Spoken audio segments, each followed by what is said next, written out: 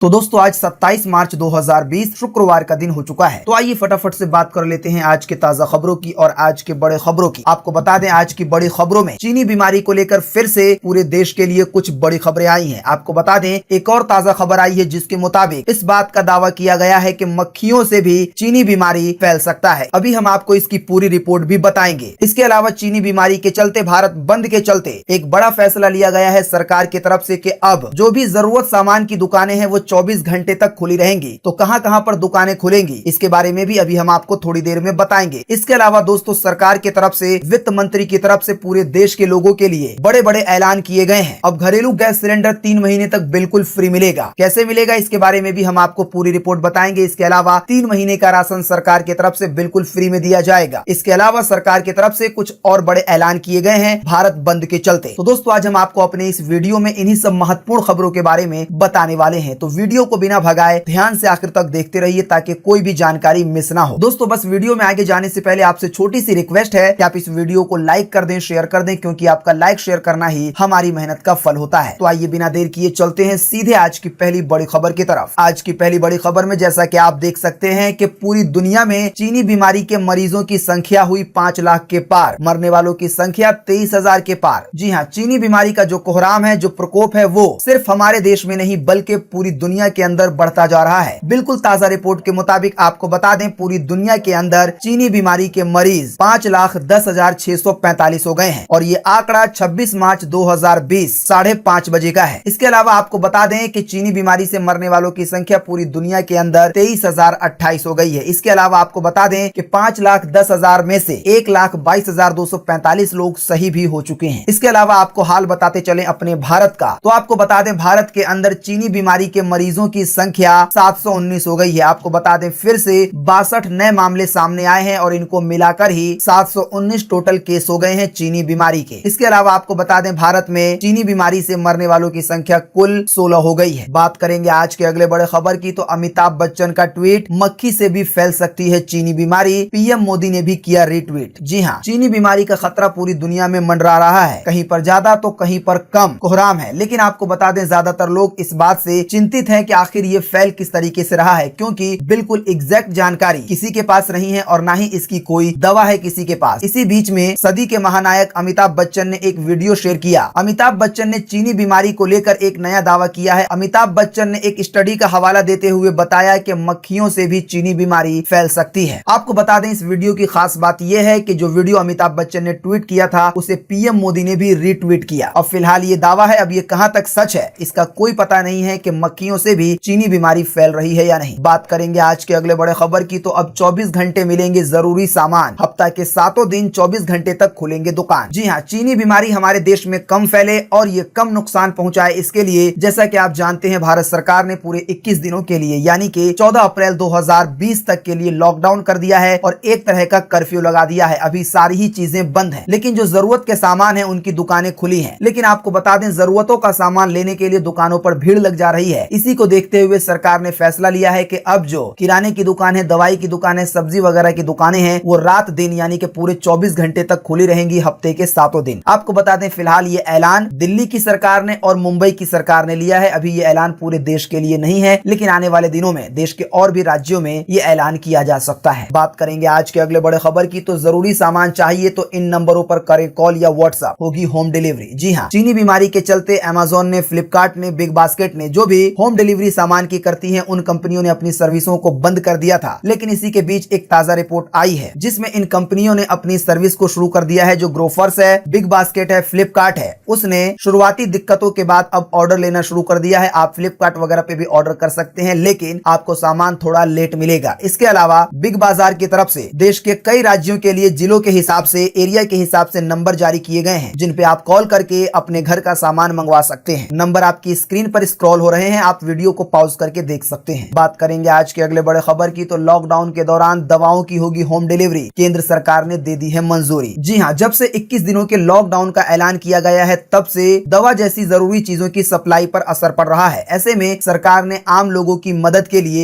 एक बड़ा कदम उठाया है। सरकार ने लॉकडाउन के दौरान जहां एक तरफ लोगों को घरेलू सामान खरीदने की आजादी दी है और ऑनलाइन डिलीवरी की सुविधा दी है, इसी के साथ एक और नए ऐलान के तहत अब जो दवाइयों की डिलीवरी है वो भी ऑनलाइन ऑनलाइन की जाएगी और इससे सबसे ज्यादा फायदा होगा बुजुर्ग लोगों का, मरीजों का, प्रेग्नेंट महिलाओं का, क्योंकि इन लोगों को दवा की जरूरत बार बार पड़ती रहती है। तो अब दवाएं भी ऑनलाइन आपके घर तक पहुंचाई जाएंगी। बात करेंगे आज के अगले बड़े खबर की, तो पूरे देश के लिए सरकार के बड़े बड़े ऐलान। 80 करोड़ गरीब लोगों को अगले 3 महीने तक मिलेगा बिल्कुल फ्री में राशन। घरेलू गैस सिलेंडर भी मिलेगा फ्री। आइए बताएं आपको सरकार के बड़े बड़े ऐलान के बारे में। जी हाँ, जैसा कि आप जानते हैं कि लॉकडाउन के बाद भारत के अंदर सभी काम पूरी तरीके से ठप हो गए हैं, लेकिन अब जो कुछ अमीर लोग हैं तो उनके पास तो खाने के लिए पैसे हैं और वो अपनी जिंदगी को किसी न किसी तरीके से चला सकते हैं, लेकिन जो गरीब लोग हैं, रोज कमाने खाने वाले लोग हैं, आखिर उनका क्या होगा? आपको बता दें, उन पर भूखमरी छा रही थी, लेकिन इसी बीच में सरकार की तरफ से 1,70,000 लाख करोड़ रुपए का एक पैकेज का ऐलान किया गया है, जिसके तहत पूरे देश के गरीब लोगों को बड़ी सहायता दी जाएगी। हम आपको एक एक करके बता रहे हैं कि किन को क्या क्या सुविधाएं मिलेंगी। आप ध्यान से सुन लीजिए और फिर ध्यान से सुनने के बाद आप इसका फायदा अपने नजदीकी